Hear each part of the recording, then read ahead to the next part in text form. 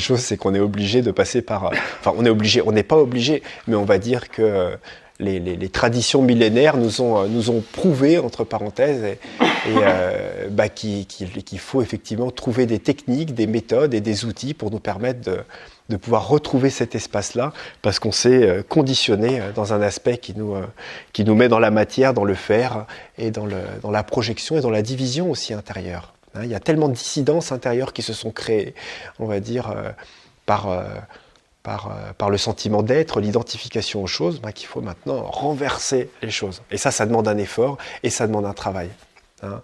Et on trouve beaucoup de gens qui ne sont pas d'accord, etc. Vous savez, des fois je reçois, et même sur YouTube, je reçois des gens qui mettent des commentaires en disant « Oui, mais tu vois, il y a rien à faire, tu parles d'outils, de méthodes, de disciplines, mais pour moi, il n'y a rien à faire. » Et je suis d'accord, mais où est-ce qu'ils en sont ? Point d'interrogation. Tu vois, moi je veux bien, mais une réalisation, une vision du monde n'est effective que par la réalisation que nous avons nous-mêmes réalisée. Et je dis ça, par exemple, que des gens vont dire tout est illusion. Alors moi je veux bien que tout soit illusion, mais est-ce que la personne qui dit l'a réalisé ? Si pour elle, sa réalisation n'est pas encore une réalisation dans laquelle tout est illusion, qu'il l'est pour certains rishis ou certains maîtres ou éveillés, et bien de ce fait, elle n'est pas valable pour elle. Vous voyez ? Donc il n'y a pas à le dire quelque part. On ne peut le dire que quand on l'a réalisé. Vous voyez ? Parce qu'une personne, c'est clair. Moi, une personne qui me dit oui, la douleur est une illusion. D'accord ? Donc ça veut dire que si je prends sa main et je pète ses doigts avec le marteau, normalement, il devrait n'y avoir aucune réaction.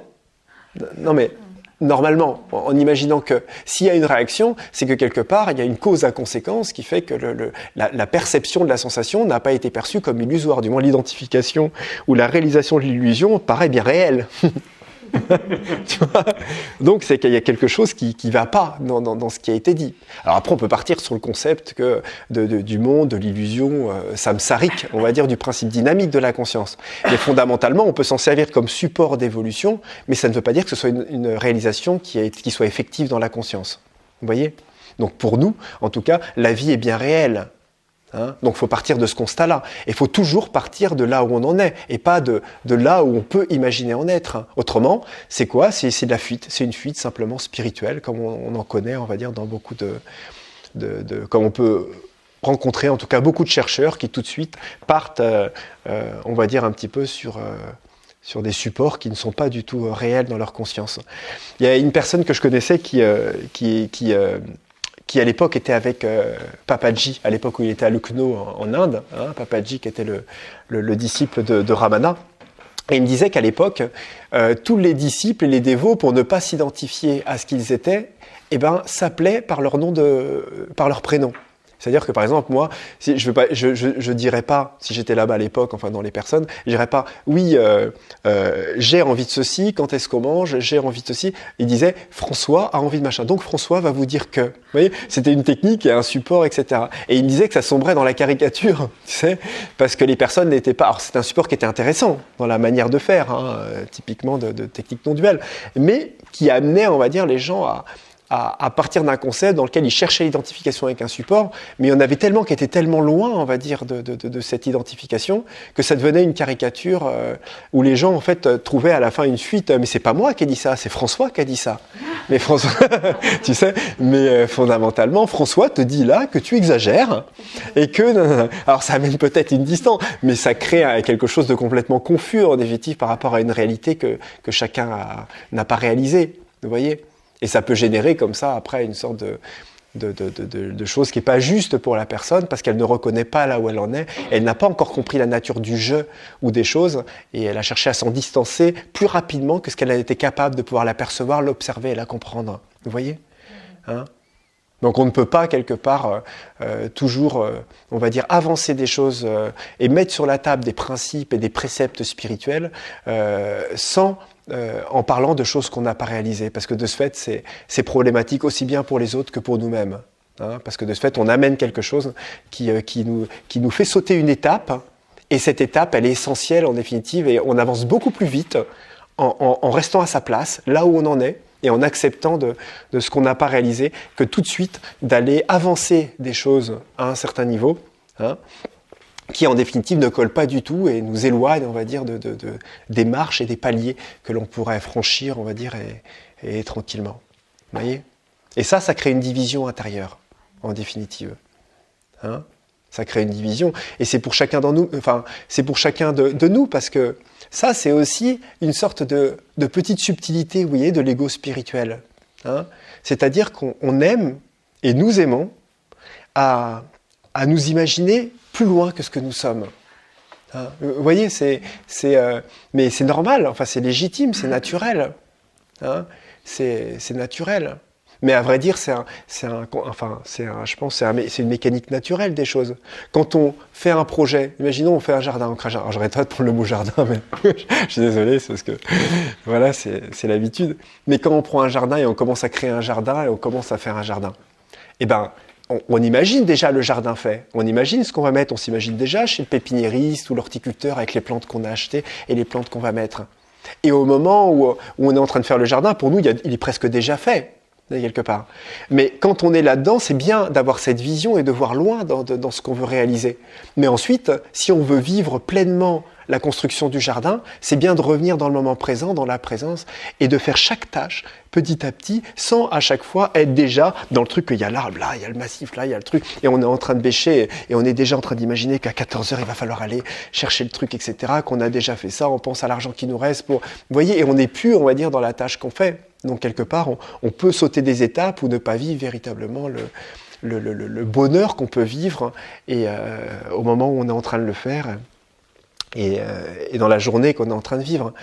Et c'est un peu la même chose, c'est-à-dire qu'au niveau spirituel, on peut des fois avoir la vision de voir grand, de s'imaginer là où on pourrait en être, de ce qu'on peut réaliser, du potentiel que l'on a, et tellement le garder à l'esprit tout le temps qu'on est en train de faire les choses, qu'on en oublie en fait là où on en est, et on en oublie de vivre pleinement le moment présent, pleinement d'accepter ce que l'on est en fait, sans s'identifier à quoi que ce soit de spirituel, et en oubliant le potentiel que l'on peut avoir, ou les grâces que l'on pourrait recevoir, etc., etc. Vous voyez ce que je veux dire ? Hein ? Parce que le bonheur n'est pas une projection mentale. Hein ? Vous voyez, c'est pas une vision de nous recréée dans un autre plan, plein de grâce et plein de lumière. Vous voyez, c'est pas ça en fait le bonheur. Hein ? C'est très difficile de dire ce que c'est que le bonheur. Peut-être que le bonheur, après tout, c'est l'état, enfin c'est l'état, c'est... Oui, on peut dire qu'en tout cas c'est un état, du moins ça peut s'infuser dans un état, ça peut être un état qui ne se pose pas la question de ce qu'est le bonheur. Vous voyez ? Après tout. Hein ? Bon, après on pourrait donner beaucoup de définitions, mais en tout cas je donne celle-là parce que c'est celle-là qui me vient, mais je veux dire... Quand on est bien, on ne se pose pas la question si on est bien, on est bien. Après, on peut dire d'un seul coup, oh là là, qu'est-ce que je suis bien. Hein, et ça peut générer comme ça même une sorte d'excitation, même vitale, hein, d'un seul coup. Et même une sorte de peur de dire, oh là là, je vais peut-être pas être bien après, il faudrait que je le garde. Vous voyez, comme une sensation comme ça de possession d'un état, hein, qui peut apparaître. Ça peut créer aussi une gratitude. Et ça peut créer aussi effectivement une gratitude. Hein, qui est extrêmement intéressant. Mais c'est vrai qu'après, le véritable bonheur est, on va dire, un espace qui n'est pas conditionné par effectivement le bonheur conditionnel. Hein, qu'il y a une cause, qu'il y a une condition, etc. On est dans autre chose, quoi. C'est tellement essentiel pour ce qu'on est tout à chacun, aussi bien vous que moi, qu'on se retrouve comme ça après dans une vision de nous-mêmes. Voilà, on se retrouve dans une vision de nous-mêmes, mais on ne se retrouve pas nous-mêmes. Vous voyez ? Et c'est ça le problème, c'est qu'on se recrée, et on se recrée à l'image la plus noble, hein, et à laquelle on veut s'imaginer. Et là, on est déjà dans quelque chose qui peut nous éloigner de ce que nous sommes. Hein ? Tu vois ? Et si on veut revenir à nous-mêmes, être dans notre corps, revenir à notre présence, revenir à ce qui est présent, eh ben, il faut oublier de se recréer avec le paysage qui nous est le plus favorable, quel qu'il soit. Vous voyez, là je parle de paysage le plus favorable, mais quelqu'un qui se dévalorise, il se recrée avec le paysage le plus défavorable. Mais ça revient au même. Hein ? Quelqu'un qui se dévalorise et quelqu'un qui se valorise peut avoir autant d'ego. C'est pas... D'ailleurs, une dévalorisation extrême est quelque part une sorte d'identification égotique extrême sur soi-même. C'est très égotique en définitive. Et il y a beaucoup de gens des fois qui imaginent que le fait de ne pas prendre leur place, de ne pas être visible, de ne pas se mettre en avant, de ne pas avoir d'ego, enfin entre parenthèses, ils s'imaginent de ne pas avoir d'ego parce qu'ils n'arrivent pas, ils ne veulent pas se faire voir, etc. C'est qu'ils n'ont pas d'ego, mais si, quelque part. Mais c'est un autre type d'ego. Un ego dévalorisant, égotiquement timide, etc., etc.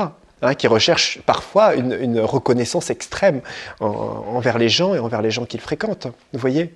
Donc c'est pas toujours défini, on va dire, spécifiquement à ça. Hein ?